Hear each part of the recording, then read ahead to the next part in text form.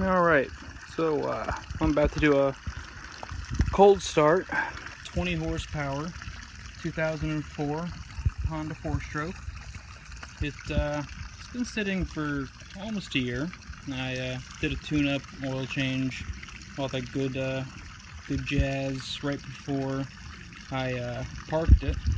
And the season's coming back, so gotta get the boat back to running order. Gotta slay them fish.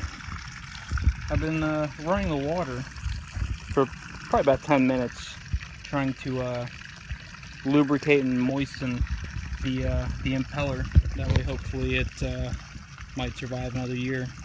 It's probably been in there 2 years, and honestly, I know you're supposed to do it every year, but that's someone's opinion, not mine. All right, so I primed the bulb. Battery's been sitting in here undischarged for this whole time, so I got the jump box on it. And let's see how she does. First crank. Mojo. That's not been run in a year. Well, almost a year.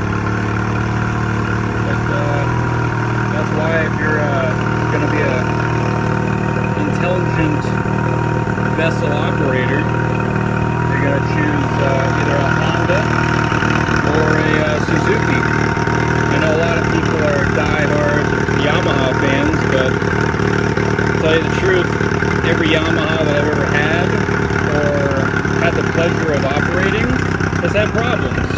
Either they hated to cold start, even when they're frequently used, or they just, leave you stranded out in the ocean.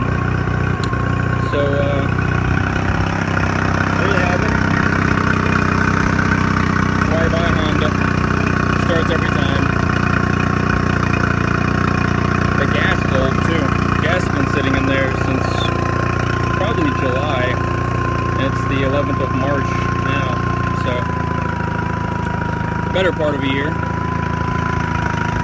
By the looks of it, that water pump's still fine. It's pissing nice and solid.